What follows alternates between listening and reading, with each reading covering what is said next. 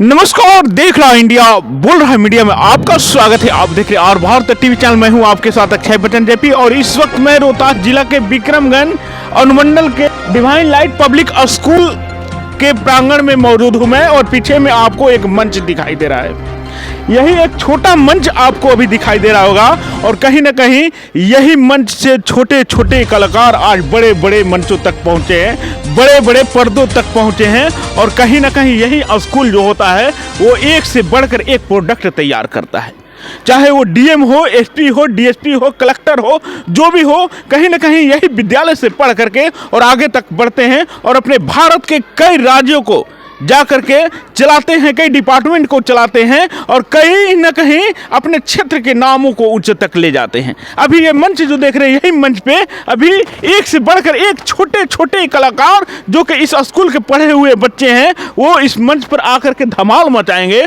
और कहीं ना कहीं तमाम लोगों तक एक संदेश पहुंचाएंगे कि हम पढ़ेंगे, आप पढ़ेंगे तो ही कहीं ना कहीं पढ़ेगा ये संसार। क्योंकि बदलना है बिहार को तो सबसे पहले अपने आप को बदलना पड़ेगा।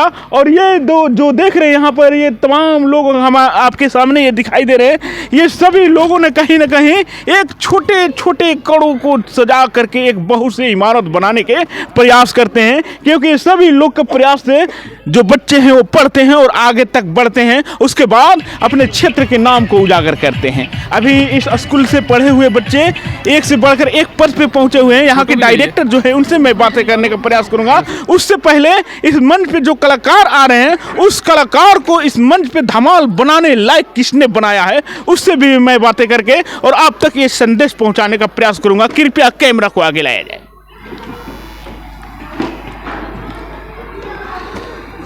अभी यहां पर देख रहे हैं, मैं तमाम जितने भी बिहार के लोग देख रहे हैं इस चैनल को, मैं एक रिक्वेस्ट करूंगा उनसे कि कोई भी स्कूल हो या कोई भी संस्था हो, उस संस्था को चलाने के लिए कहीं ना कहीं छोटे पद से लेकर के बड़े बड़े पद की जरूरत पड़ती है। और जब सब लोग मिलते हैं तो ही कहीं ना कहीं हमारा बिहार आगे की तरफ बढ़ता है, हमारे भारत जो है आगे की तरफ बढ़ता है। यहाँ पर आगे आइए, ये मैडम है और इन लोगों का काफ़ी योगदान है इस मंच को सजाने में, इस मंच तक बच्चों को लाने में और बच्चे का संदेश हर आप लोगों तक पहुंचाने में। क्या नाम पड़ता है आपका? उषा सिंह हमारा नाम है जी।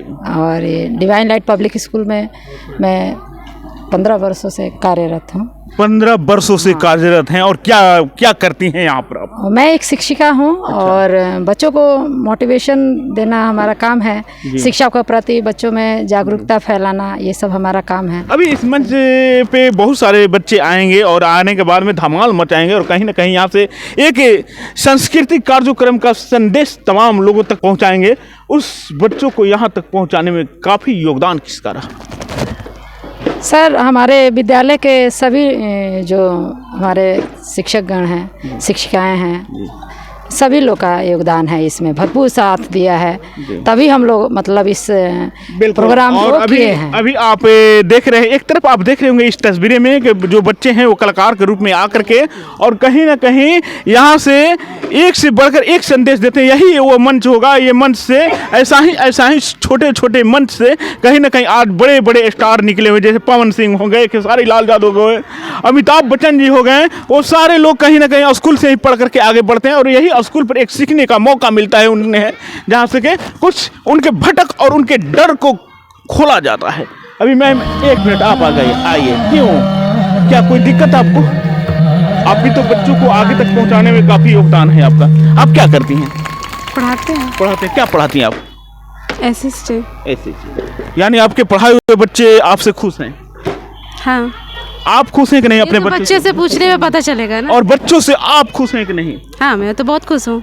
जब हम खुश रहेंगे, बच्चे खुश रहेंगे तो ही कहीं ना कहीं बच्चे आगे तक पढ़ेंगे और देश के कई डिपार्टमेंट तक जा करके हमारे देश के नामों को ऊंचा करेंगे और विदेश से लोहा लेंगे। बात सही है कि नहीं सर? पड़ोसी देश हमारा जो है पाकिस्तान, वो बार बार यहाँ हमारे देश पर अतिक्रमण करने का प्रयास करता है। जो बेटियां भी बेटों से कम नहीं, जो कि चुनौतियों के साथ पड़ोसी देश को जवाब देती है। इससे एक सीख मिलता है कि बेटी बचाओ, बेटी पढ़ाओ, बेटी को दुनिया में लाओ, बेटी जन्म की दाता है, बेटी भाग्य की विधाता है। यही मंच से एक संदेश आप तक पहुंचेगा जो कि बेटियां क्यों जरूरी है इस देश के लिए, बेटियां क्या कर सकती है इस देश के लिए। अभी सर हमारे साथ जुड़ चुके हैं, सर से कुछ जानकारी लेने का प्रयास करूंगा और थोड़ा आगे बढ़ जाइए। सबसे पहले आपका परिचय तमाम लोग आपको देख रहे हैं, जानना चाहते हैं। सबसे पहले आपको धन्यवाद। आज हमारे विद्यालय में जो सांस्कृतिक कार्यक्रम हुआ बच्चों के द्वारा, सबसे पहले मैं धन्यवाद देना चाहता हूँ उषा मैम और साक्षी को। उन्होंने 15 दिनों तक बच्चों को यहाँ स्टेज तक लाने के लिए बहुत प्रयास लोग किए। बहुत प्रयास करने के बाद आज मंच में जो भी बच्चा और बच्चियाँ का कार्यक्रम हुआ और बहुत ही सराहनीय रहा। और इसमें हमारे विद्यालय के सभी शिक्षक मिलजुल करके उन लोगों का हौसला बढ़ाया और उसमें सहभागिता सबका रहा। यह विद्यालय 2 जनवरी 1991 से संचालित है। इस विद्यालय से हर विभाग के बच्चे इससे पढ़ करके गए और आज भी जा रहे हैं। और यहाँ NCERT किताब से ही पढ़ाई होती है और किताब भी कभी हम चेंज नहीं करते हैं, क्योंकि गरीब का ही बच्चा इस विद्यालय में पढ़ता है। हमारा हमेशा सोच रहता है कि बुक से चेंज करने से गार्जियन के ऊपर बोझ पड़ता है, वह बोझ न पढ़ करके अच्छी किताबों से अच्छी शिक्षा बच्चों को दी जाए। यह सोच करके हमने NCERT बुक्स हमेशा चलाते हैं और चला रहे हैं। और जब तक यह विद्यालय संचालित रहेगा NCERT ही बुक से पढ़ाई होगी।